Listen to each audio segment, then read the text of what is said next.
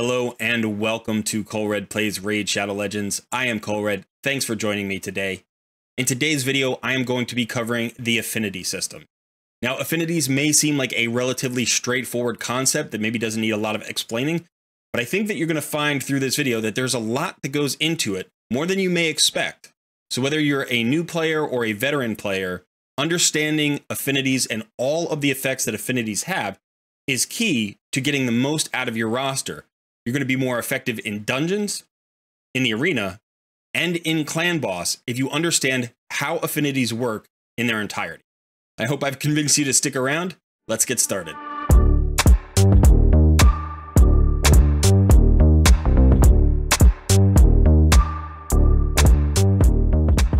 Okay, so right here on the pre-battle page of any fight in the game, you are going to see the affinity symbol. It's right here in the middle of the screen. Now, it seems relatively straightforward at first, but there are a couple of things that you want to understand about the symbol. First of all, I don't know why Raid has done this, but their affinity system seems to be the reverse of everybody else's affinity system. So it is a rock, paper, scissors kind of affinity system where you have 3 affinities, not 4 or 5 like in some other games. So that seems, but for some reason they have made blue affinity strong against green, green strong against red, and red strong against blue. And for almost every other game I've ever played, that's the reverse of what you would expect. Now, in case you have that experience that I've had where you've played other games where the affinity is reversed and that makes you confused, remember that the arrow and the line here is the color of the strong affinity. So we have a blue line on the upper right side of this triangle, and that arrow is pointing towards the green, and so blue is strong into green. Green is strong into red, red is strong into blue. Obviously, we know that they are magic, spirit, and force affinity as well, but whether you call them by their names or their colors, just understanding and remembering very quickly who is strong against who is important. The void affinity is the 4th affinity, and it is neutral against everybody. And everybody is neutral against void affinity. All right, so those are the basics. That's what everybody basically knows. But what does it mean to be strong affinity or weak affinity? And perhaps unsurprisingly, Plarium doesn't do a good job of outlining this anywhere in the game. I had to actually search for about 15 minutes before I found their official explanation of affinities. I'm going to show you where that is. Okay, so here in the Bastion, what you can do is you can just click on your news tab over here on the left, and then you want to go to FAQs and guides. So you're going to click on that. If you're on mobile, this will probably bring you to an external website, but I'm on Plarium Play, so it just launches in the browser. Go ahead and click on guides and FAQ up here.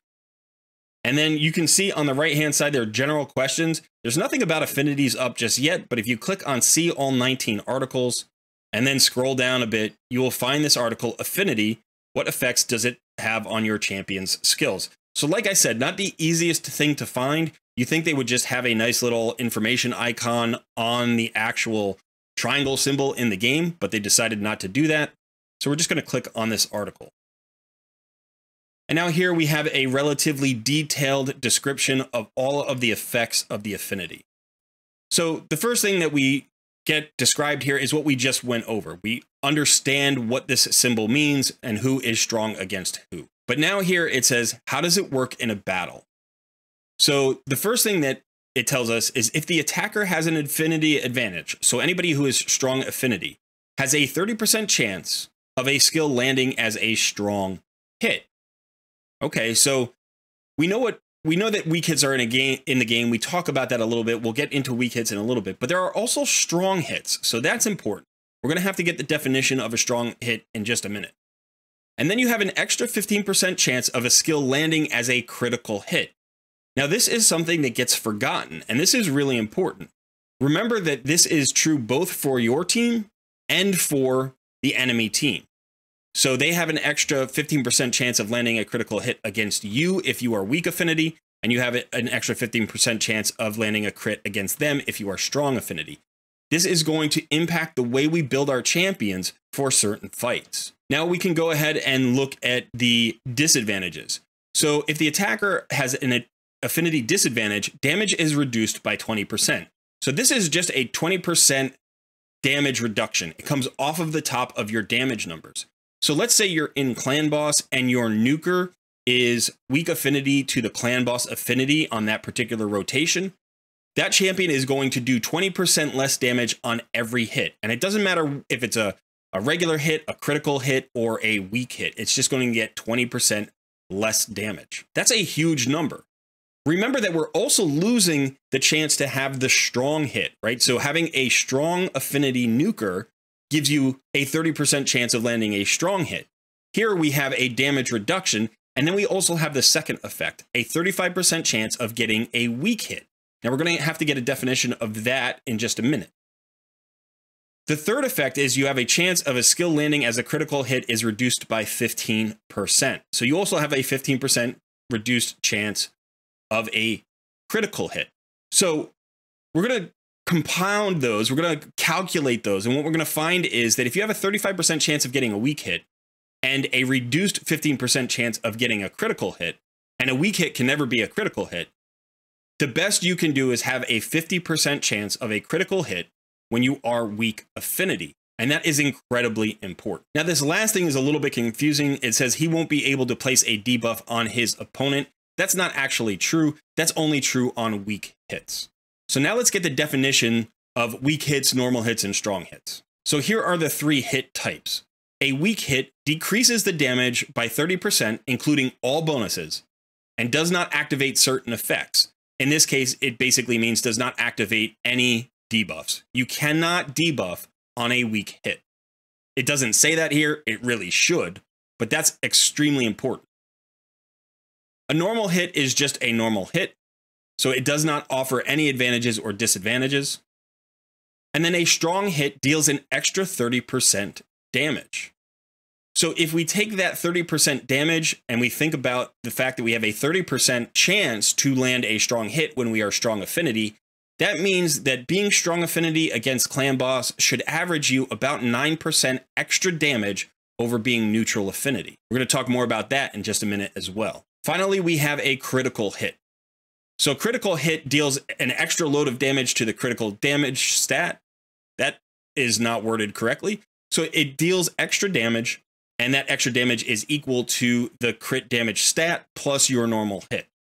So here the example is actually correct. For example, if a skill does 100 damage by default and you have 200% crit damage, you'll deal 300 damage on critical hits because you get the 100 damage from your normal hit, and then you get the crit damage bonus of 200%. That gets you up to the 300 damage. Now, there is a nice little chart here that actually spells all of this out. This is something they could simply put in the game that you could click on an icon and see this, and it would be great. But so if you have an affinity disadvantage, here are the disadvantages. You get reduced damage, you get reduced crit rate, and you get a 35% weak hit chance. Now, I'm going to apologize because I've been calling it 30% weak hit chance for months, and apparently it's 35%, so that is a mistake on my part, and I apologize. It is actually worse than I thought it was. It is 35% weak hit chance. When you weak hit, you do 30% less damage. You cannot activate any debuffs, and obviously you don't have any crits. Now, as a neutral affinity, you have no additional damage, no reduction of damage, no change in the skill applications. So neutral affinity is your basic interaction. And then if you have an affinity advantage, you get an extra 15% crit rate. You also have that 30% strong hit chance, and that is going to give you an additional 30% damage. Now, you need to remember what this chart says. You need to know all of the different aspects of this chart, what affinity gives, what strong affinity it means in terms of advantages, what weak affinity means in terms of disadvantages, because it really can impact how you build your teams and how you consider your team compositions moving forward into various areas of the game. Now, the most likely places it's going to be important is in dungeons, in the arena, and in clan boss. So let's talk about how that plays out in all of those places. Okay, so here I am in stage 25 of the Dragon's Lair. Now, it doesn't matter which dungeon you go into. I just happen to choose this one because I think it's the most straightforward. In order to succeed here against any dungeon boss, I want to consider the affinity. Now, remember that a dungeon boss and a clan boss and all of the bosses in the game, they have a 15% crit rate. Now, what I've learned is that if I am weak affinity against this boss, they're going to get an extra 15% crit rate against me. So what that means is a 30% crit chance against any weak affinity champions on my team. So I really want to avoid weak affinity champions. So I don't necessarily want to bring in any magic affinity champions to this squad if I can help it. The second thing I know is that I am going to have much less damage against this boss if I am weak affinity. So I'm going to lose 15% crit rate. I'm going to gain a 35% chance to weak hit. And that's really bad on my damage dealers, but it also affects my debuffers. So if I have a debuffer, I probably don't want to bring a debuffer in that is negative affinity. So I want to be neutral affinity or strong affinity with my debuffers. Now, finally, I have to consider my support champions, my buffers, my healers, my revivers. In that case, because none of those abilities require me hitting the boss in order to make them work. So for instance, buffs don't require accuracy, they just go up. Likewise, healing just affects my team. In that case, I can take a tanky support champion in here as weak affinity, and it shouldn't be too bad. I will take more damage, but as long as that champion is tanky enough, they will do their job fairly well. So if I were going to build a team from scratch for this dungeon, I want to think about neutral or strong affinity debuffers. I definitely want a strong affinity damage dealer if I can get it. And I can bring in any buffers or healers of any affinity, but I would prefer them to be fairly survivable. So if I can get neutral affinity or strong affinity, that's good. Okay, so here I've built a squad for this particular dungeon. Now you'll notice that I've brought in one champion of every affinity, but the affinities suit the roles of those champions. So my damage dealer here is Newt. So he is strong affinity and he is going to do a lot of extra damage because of that 20% extra damage bonus. Plus he will never weak hit. So he has the 20% extra damage. He has the 30% chance of hitting a strong hit, and he will never weak hit. So he's going to do the maximum damage that he can against this affinity. Deacon Armstrong is my debuffer. So he's going to bring in my decreased defense. And so I want him to be strong affinity or at least neutral affinity as well. And here he's strong affinity. It'll also prevent him from being targeted as often. I have a neutral affinity champion here in Razin Scarhide, who is also a debuffer. He is bringing a decreased defense and a weaken. He's also going to help me with turn meter control on the waves. So he is neutral affinity, and that's fine for that role. Another neutral champion here is Mithrala. Mithrala is bringing me increased defense and increased attack, so that's going to improve my damage of everybody on the team. She also gives me shields, which gives me a little extra survivability. But being neutral affinity, I know that she can land her poison debuffs on the boss, but she's also basically a buffer in this run. And so that means that I don't care what affinity she is, but I happen to go with neutral affinity, so she's not going to be targeted. Now, Syl of the Drakes is my one negative affinity champion here. So she is weak affinity, but she's very tanky. I'm not really worried about her debuffs. She could land some stuns anyway on the waves, which would help. Her slow doesn't apply to the boss. She's just basically here to be a damage target, to soak up damage, and then to heal the team and keep them going. So as far as negative affinity champions are concerned, this is one of the better ones I could bring into this run. So as you can see, affinity considerations do affect who you bring into various dungeon runs. So not only am I more likely to succeed with a team that's built the proper way, considering affinity, but if I wanted to speed up those runs, having especially a damage dealer who's strong affinity can really help me out there, really allow me to do the maximum amount of damage. And the more strong affinity champions you can get into a team, the better off you generally are. Now, the second place you want to worry about affinities is in the arena. At first, when you are a new player or you are building up, you probably won't have a choice of putting together different kinds of arena teams. You're just going to be building the best arena team that you can get. However, this is why, or affinities are why, having a Void Nuker early on can be your best option for getting into gold and staying there. It's because you don't weak hit. So if you know that you're not going to weak hit, and you know you're not going to take any extra damage from the enemy, that's going to be the most consistent team you can have. However, as you progress in the game, you are going to want to build affinity-based nukers. They are stronger than Void Nukers for just the affinity bonus by itself. Remember, you get 20% extra damage against anything that's weak affinity, And then you also have that 30% chance of a strong hit, which gives you 30% more damage on top of that. So you can potentially do a significant bit of extra damage if you are choosing the Affinity Nuker that works best against the enemy team. I'm going to walk you through that very quickly right here with some examples. So let's say I were going up against this first team right here. You can see that this team has a Duchess Lilitu. She is going to be the hardest to kill champion on the team.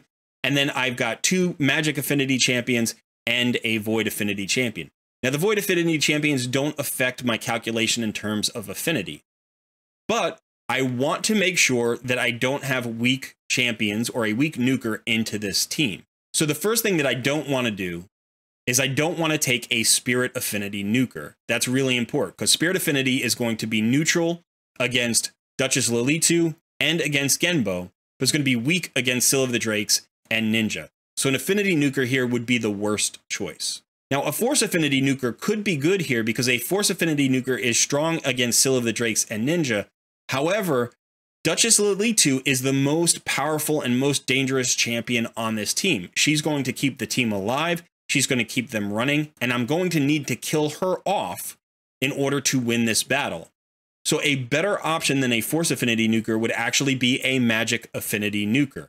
A Magic Affinity nuker is going to be neutral against these 3 champions, but strong against Duchess Lilitu, and that would probably be my best bet. Now we have another team here, and you can see the same calculation applies. In this particular case, we have 2 Void Affinities and 2 Force Affinities. So our best option is actually going to be a Spirit-based nuker. If I can bring in a Spirit-based nuker here, they're going to do the most damage against the Force Affinity champions, and they're going to be neutral against the Void Affinity champions. Now, let's say you come up against a team like this. This is obviously a fairly powerful team with very good champions, but they are all Void Affinity. So the nice thing for you as an attacker when you see a defense like this is you can bring in your strongest nuker regardless of affinity, because everyone will be neutral against this entire team composition. So you do want to think about the individual champions and what's going to be best in terms of your skill set or your team composition. But in terms of damage, any affinity will work against a team like this. So as you can see, if you want to be really effective in the arena, especially in 3v3 arena or in live arena, it's important to build out arena nukers in every affinity. So you're going to want at least 4, right? 1 of each affinity. But don't worry if that is not where you are at right now. If you are just simply building your first arena nuker, that's great. If you're going to move up from your starter champion, the best bet is to go to a Void Affinity nuker as your first specialist for arena. But if you don't get that champion and you get a great affinity nuker, that's fine. Go ahead and go with that. But then pick your targets appropriately and try to avoid going against teams where your champions will be weak affinity and hit less hard, basically. Okay, the final place we want to consider affinity is here in Clan Boss, and what we've already seen applies as well here. There are a couple of things to think about in terms of affinity for the Clan Boss. One is that HP burns and poisons don't have affinity. So if you are using one of those damage dealers, you will still get a lot of damage out of them regardless of affinity. So that doesn't matter. But direct damage that gets applied will be reduced based on the affinity rules. Another thing to consider is that additional crit rate that the boss can get against your champions. That can mean that your team takes a lot more damage, and if you're not running an unkillable composition, then taking those extra damage numbers from the AoE or the stun could end your run a lot earlier and reduce your overall damage. So weak affinity is really scary against the Clan Boss because it reduces your direct damage against the Clan Boss, and it can also end your run earlier, massively reducing the damage output of your team and potentially requiring you to use extra keys to complete that level of Clan Boss. Now, one last thing I want to mention before I go is this 15% crit rate affinity advantage. We've talked about it in terms of the bosses having an extra 15% crit rate chance against you. But this is something you can also calculate into your builds. So for instance, if you have a Clan Boss champion that is a dedicated Clan Boss damage dealer, and you know that it is going to be swapped out based on affinity, then you can actually build your damage dealers with 85% crit rate. That affinity advantage will get you up to 100%, and you can use those stats in other places. That's also true for arena nukers. If you have arena nukers that are affinity based and you're going to be swapping them out based on the affinity of your enemies, you can build those nukers with only 85% crit rate, or 15% lower than you would build them otherwise. So if you're building them to 70%, you can even drop that down to 55%. And that's going to allow you to save those stats and put them into other places like crit damage or attack percentage or speed or whatever else you need on those champions. So use the affinity advantage as part of your calculations when you build out your nukers. If that's too complicated or you're not sure where you're going to use a nuker, because it may be like a universal nuker like your starter champion, then go ahead and ignore the 15% additional crit rate until you get later in the game and you start building affinity-based nukers. Okay, that is it for affinities. I hope that this clarified the issue for you. Like I said at the top of the video, it's a little bit more complex and complicated than it might seem at first for a rock, paper, scissors kind of system. But now that you know all the details, you can start to use the affinity system to maximum advantage. If you know of any other affinity considerations that I've missed, please put those in the comments below. Don't forget to hit subscribe. Thanks so much for hanging out. I hope you've enjoyed it. I've been Colred. I will see you in another video soon.